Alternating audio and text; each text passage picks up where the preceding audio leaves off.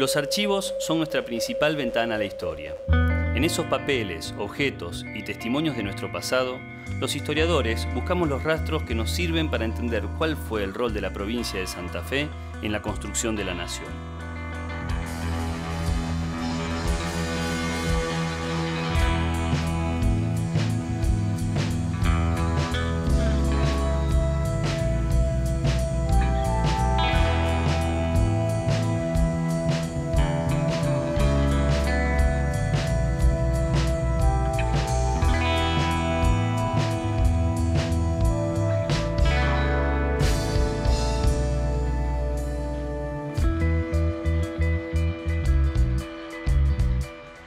En este capítulo revisaremos el período que va entre 1860 y 1900, cuando la provincia extendió sus fronteras reales a partir de un proceso de colonización agrícola conflictivo, accidentado y único.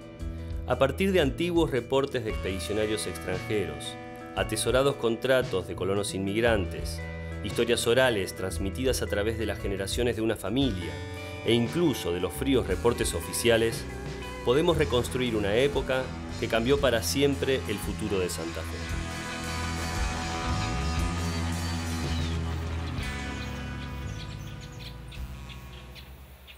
Entre 1850 y 1880, Santa Fe cambió profundamente.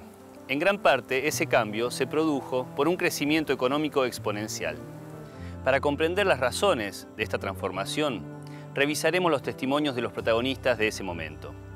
Primero, los aventureros cuentapropistas y los científicos contratados por el Estado que visitaron la provincia y registraron su potencial. Luego, los colonos europeos que se radicaron como agricultores. Y por último, los inspectores de colonias y jueces de paz que registraron en número las transformaciones sociales y económicas del período. En la segunda mitad del siglo XIX, la provincia deja atrás su pasado hispano y criollo y comienza a parecerse más a lo que es hoy. Pero para llegar a esa transformación, el mismo territorio fue disputado por criollos, habitantes originarios y colonos extranjeros. Y en esa disputa, el rol del Estado no fue neutral. Entonces, ¿cómo se resolvió el reparto de la tierra entre esos sectores en pugna?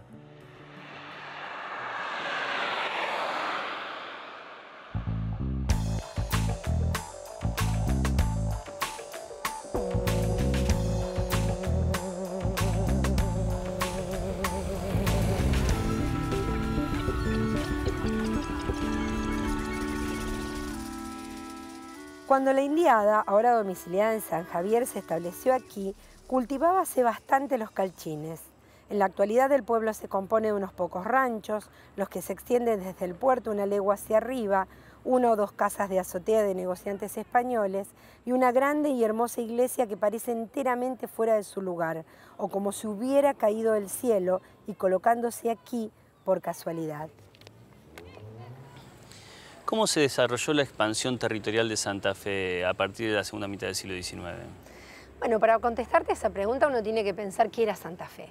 Me parece que eso es lo primero. A mitad del XIX, cómo estaba constituida, cuál era el espacio de Santa Fe. Entonces, no podemos pensar que era más que una pequeña franja de apropiación costera sobre el río Paraná, con algunas apropiaciones en relación a los viejos caminos coloniales y nada más. Entonces, el proceso de expansión tiene que ver con la construcción de la nación. Hay que conformar provincias para conformar la nación. Y esa expansión territorial necesitaba de una exploración, ¿no es cierto? Y ahí jugaban los viajeros un rol importante. Es el caso de Perkins. Perkins es un canadiense que se instala en 1858 en el Rosario y rápidamente se convierte en concejal de la ciudad, asesora a partir de estas exploraciones al gobernador Oroño, es el secretario de la primera comisión de inmigración que se asienta en el Rosario. Entonces, desde distintos roles lo que hace es tener dos exploraciones. Y en este periodo también se confeccionan los mapas generales de la provincia. ¿Cuál es el sentido de estos mapas? Desde la creación del departamento topográfico se clama por la necesidad de un plano general de la provincia. Por esto de que hay dos cuestiones. Una, fijar las propiedades y otra, tener una imagen de la provincia como tal. Cada una de las narraciones de viajeros va acompañado de un mapa que en general lo que hace es narrar el itinerario del viaje. Pero Perkins, de vuelta a esta expedición, confecciona un mapa que es el primero que se expone como tal, el primer mapa de la provincia definida independientemente de las otras. ¿Y que tiene la forma de bota? Ya. No, todavía no tiene la forma de bota, pero en donde registra fundamentalmente las colonias, pero las colonias de habla inglesa, de norteamericanos, de ingleses, y es el primer mapa que dice estar dirigido hacia la inmigración. Recién va a ser 10 años después que la provincia haga el primer plano de colonias de la provincia, y recién en 1883 se va a hacer el primer catastral oficial, que va a ser sobre el que después se construye el mapa del censo, que va a ser en el que se registre todo lo que ya está colonizado, llegando al paralelo 28, con la actual forma de la bota, y que va a ser aquel que se va a colgar en las escuelas, que va a salir reproducido y que va a ser la plantilla sobre la cual uno empiece a imaginarse y el logo de aquello que hoy, cuando cerramos los ojos, decimos Santa Fe una bota. Y las colonias juegan un rol importante en esta expansión territorial también. Sí, totalmente. La colonia tiene un rol fundamental porque por un lado es este dispositivo que de alguna manera va ensayando el nuevo sistema productivo en el cual, como decíamos, la tierra era un enigma. Podía funcionar o no. Podía ser fértil o no. Podía ser fértil o no. Pero por otro lado salvaguarda la propiedad que se va otorgando en el interior. Entonces, la idea de generar cinturones defensivos también tiene que ver, y ahí, bueno, en los periódicos uno puede ver la variación de la lógica de fronteras, el dique que contiene las mareas. Las mareas son los malones indígenas. Las mareas son los indígenas para el que está de este lado. De este lado. Inundaciones vandálicas, dicen en algunos periódicos, hasta decir el obstáculo a vencer. Entonces, la construcción del cinturón defensivo hace que se puedan otorgar, pero diferenciando, o sea, inmigrantes con recursos cercanos a los puertos, claro, hijos del país o indios que se pretenden convertir en colonos van a estar en los márgenes, o soldados norteamericanos exilados de la Guerra de la Secesión, porque unido a la máxima el gobernar es poblar, Oroño hace una nueva formulación que tiene como base esta lectura de Perkins de las experiencias primeras, que es: solo podemos defender este interior con la alianza del fusil y el arado. En los años del gobierno de la Confederación, entre 1854 y 1860, Justo José de Urquiza convocó a naturalistas y científicos europeos para evaluar el potencial económico y los recursos de las provincias que conformaban la Confederación Argentina. A partir de estos programas estatales fue posible identificar la estructura de los suelos, se establecieron las primeras mediciones del clima y se organizó la promoción en el exterior de las oportunidades de la región. Pero para eso era necesario expandir el territorio productivo, y en esa tarea el Estado privilegió el arribo de los colonos extranjeros por sobre quienes habitaban ya la región, indígenas y criollos. Como resultado de aquellos relevamientos, se propusieron distintos modelos e imágenes sobre la distribución de la riqueza de las tierras santafesinas, describiendo un espacio productivo hasta el momento desconocido para empresarios, funcionarios e inmigrantes. ¿Quiénes fueron entonces los primeros hombres y mujeres que llegaron del viejo continente a trabajar esta tierra de promesas?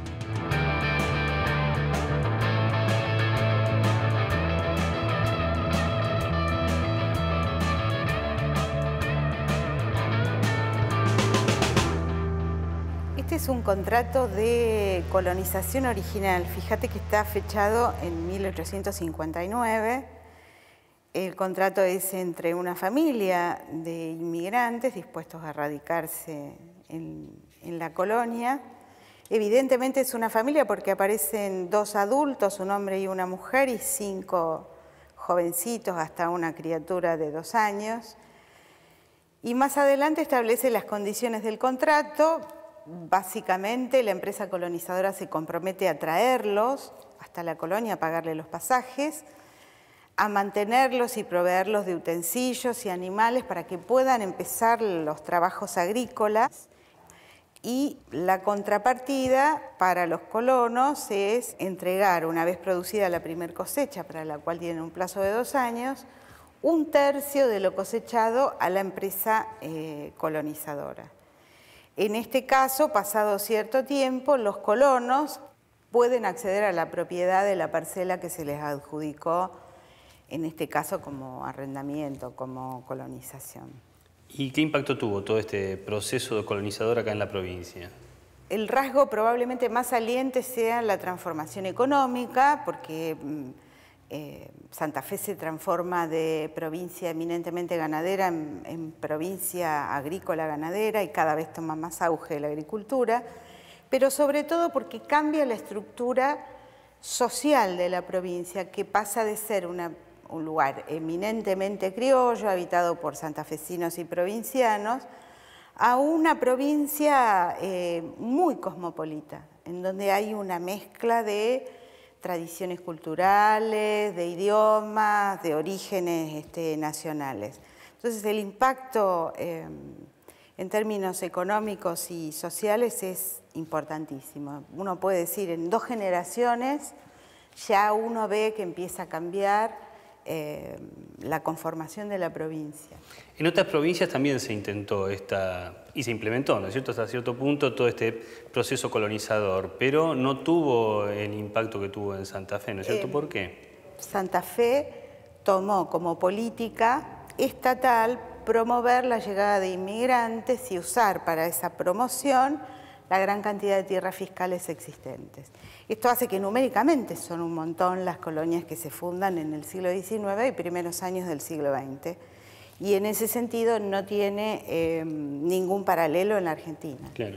Y en esta zona en la que estamos ahora, que es San Carlos, fue donde primero y con más extensión se implementó esta política de colonización. Precisamente esta zona, este área, comenzó a denominarse un poco más adelante de la aparición de estos nuevos pueblos, Departamento Las Colonias.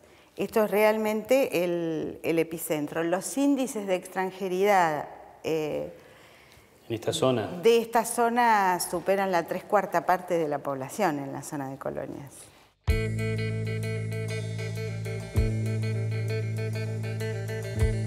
En la segunda mitad del siglo XIX, la población santafesina se multiplicó aceleradamente. A partir de 1852, los flujos migratorios se hicieron más consistentes y más variados. Llegaron más italianos del norte, lígures, piamonteses y lombardos, españoles, vascos y catalanes, franceses, ingleses, alemanes, suizos e incluso hombres y mujeres provenientes de países limítrofes. Los extranjeros que llegaron a estas tierras se insertaron en todos los aspectos de la vida santafesina. En lo económico fueron comerciantes, agricultores y ganaderos. Trabajaron en empresas de servicios y de transporte. Abrieron talleres artesanales y manufactureros. Dejaron su impronta como periodistas, docentes, funcionarios y profesionales liberales, así como en la organización de asociaciones por nacionalidad, que se convirtieron en instituciones características de los pueblos de la Pampa Gringa. De todas maneras, este proceso de adaptación fue muy lento y estuvo lejos de ser pacífico.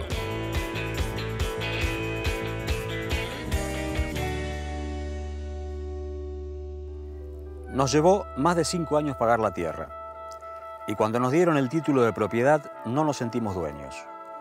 Para entonces, la llanura nos había enseñado que seguíamos estando en ella de paso, y que nuestra dedicación, nuestro esfuerzo, nuestra porfiada esperanza no alcanzaban para conmover su milenaria apatía. La llanura nos impuso sus propias leyes, a pesar de los ruegos en francés, de las maldiciones en alemán, de los arados norteamericanos, de los revólveres suizos. La llanura tiene alma y nadie nos lo había dicho.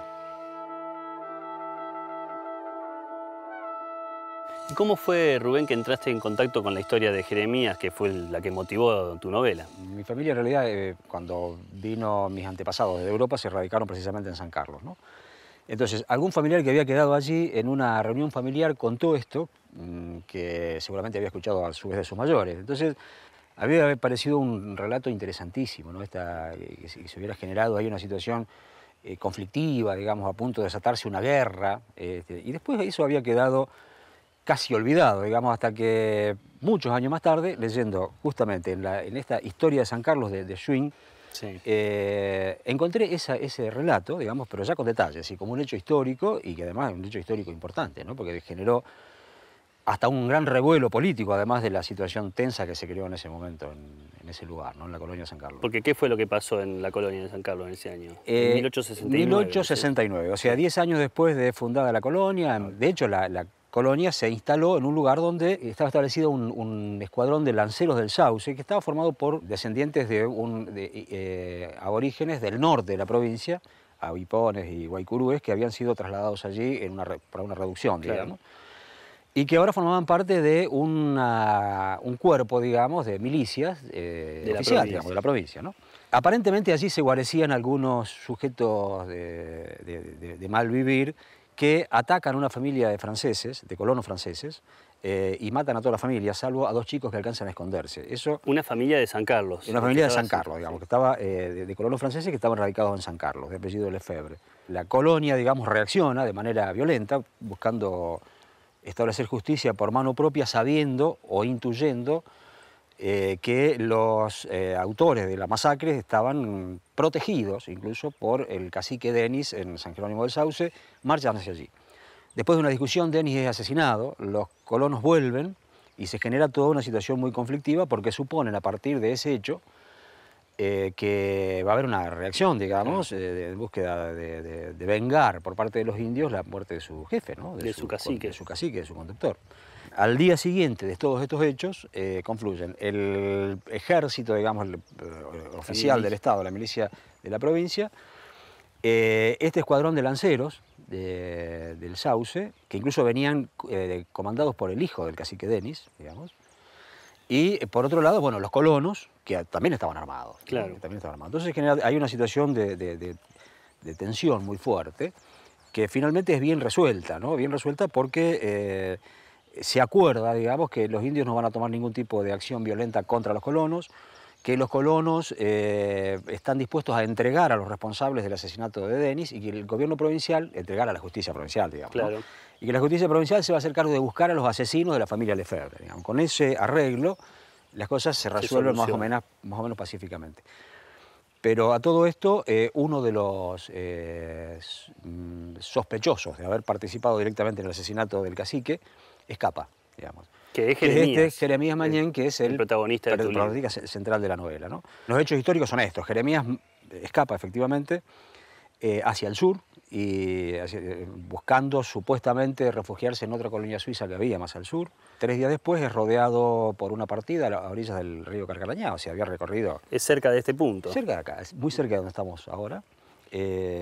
Ahí es alcanzado por una partida que había enviado el gobierno provincial, el Estado, con la orden de aprenderlo y llevarlo de vuelta a San Carlos o a Santa Fe, claro, digamos. Pero en realidad, según el parte que redacta el responsable de la partida, el colono se suicida, digamos, ¿no?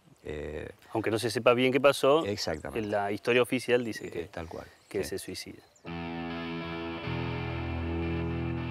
Fueron muchos los colonos que afrontaron condiciones adversas por falta de insumos, de comunicaciones, de malas condiciones climáticas y de abusos por parte de las empresas colonizadoras.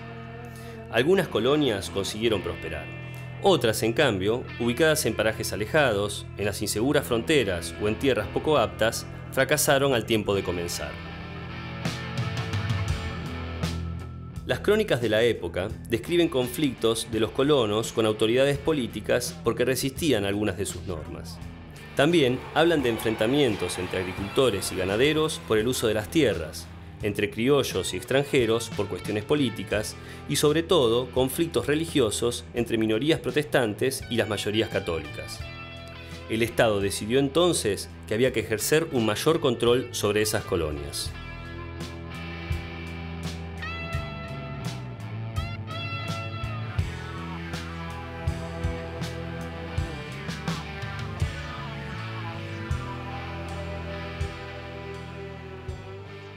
Lo que tenemos acá es una estadística de la colonia Humboldt, levantada en agosto de 1872, es muy antigua, y fue levantada por el juez de paz de la colonia de ese momento, que era Roberto Sender. Es una estadística detallada, como las que solicitaba el gobierno provincial y los inspectores de colonia, obviamente, en donde se consignaba, por ejemplo, la religión, la nacionalidad de las familias, qué tipo de vivienda tenían, la cantidad de ganado que criaban, que bueno, era muy importante dentro de la economía de ese momento, y la producción de trigo y de maíz, incluso las fanegas sembradas y las cosechadas. Es decir que en las colonias los jueces de paz y los inspectores de colonias tenían este rol de ir relevando, tomando registro de toda la actividad económica y de la situación demográfica de las colonias, ¿no? Sí, era crucial ese dato informativo, y para el historiador es la información básica, ¿no? Porque otros documentos no quedan sobre cuánto se sembraba, cuánto se cosechaba. Es una información muy rica, en algunos casos hasta se describían algunos procesos productivos, y gracias a eso hoy podemos reconstruir la agricultura de las colonias agrarias. Claro, es una fotografía de la actividad económica y de la población y del movimiento de población. Sí, y muy acertada, porque iban familia por familia, recorrían la colonia y levantaban la información. ¿Y qué otro tipo de datos también surgen, además de esto que me decía y que se ven aquí en esta estadística? Estos archivos contienen datos, por ejemplo, estadísticos sobre la maquinaria agrícola con la que contaba cada familia. Algunos implementos fueron fabricados aquí en la zona. Este es el epicentro más antiguo que se conoce en Argentina de la fabricación de implementos agrícolas. Por ejemplo, ¿qué tipo de partes de arado, en principio partes de arado. Cuando se rompían estos arados importados, se fabricaban aquí repuestos en las herrerías, más tarde en algunos establecimientos ya que eran fundiciones, ¿no? Es decir, que tenían mucha más entidad. Y esto es muy importante porque crea una especie así de contacto permanente de red económica y técnica que se va potenciando entre sí, claro, y que luego da lugar a un sector de fabricación de maquinaria muy incipiente en el siglo XIX. Por ejemplo, me mostrabas antes esta claro, lámina, está mostrando una fundición, ¿no es cierto? Muy pocos kilómetros de aquí ya existía, en esta época, estamos hablando de la fundición Schneider, que fue una empresa que comenzó también siendo una herrería, pero que rápidamente se transformó en fundición, pudo hacer procesos complejos, y de allí pasó a fabricar sobre todo instrumentos o maquinaria o equipos muy sencillos, como pueden ser los carros, las rastras y los arados, por supuesto. Sí, se ve que es una cosa bastante compleja. ¿Esta lámina está dentro de qué tipo de volumen? ¿En dónde está contenida?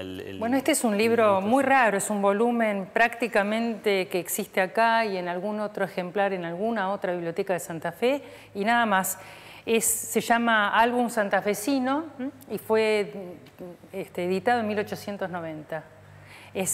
Son dibujos en donde uno puede ver exactamente cómo eran o cómo prefiguraban o cómo el dueño de la empresa quería que se viera su empresa y el grado de organización y de división interna que tenían estas empresas. Y hay de toda la provincia, porque era una zona bastante amplia la que tenía. Sí, sobre todo el corazón agrícola, Rosario y algo de la ciudad de Santa Fe. Que estaban integrados entonces en esto que me comentabas recién. Esto que yo estoy comentando de la fabricación de implementos agrícolas tenía núcleo aquí y un mercado que se extendía a la provincia de Santa Fe y al sur de Córdoba. Así que fue muy importante como modelo de lo que Santa Fe fue, ¿no es cierto? Es decir, con una economía en donde no solamente se producía agricultura, sino que se procesaba la producción agrícola y yendo para atrás, se fabricaban algunos de los implementos agrícolas, que eran un poquito más caros que los equipos importados, pero que de todas maneras tenía su mercado porque los colonos apreciaban mucho la posibilidad de intercambio de información y de acceso a repuestos que podía darle la industria local.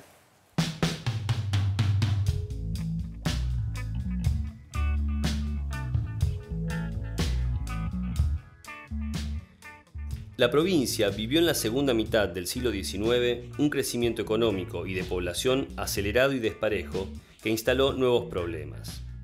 Mientras el sur, con el flamante puerto de Rosario a la cabeza, se expandía a ritmo incesante, otras zonas lo hacían de modo más pausado. Las nuevas colonias reclamaban organización política y administrativa.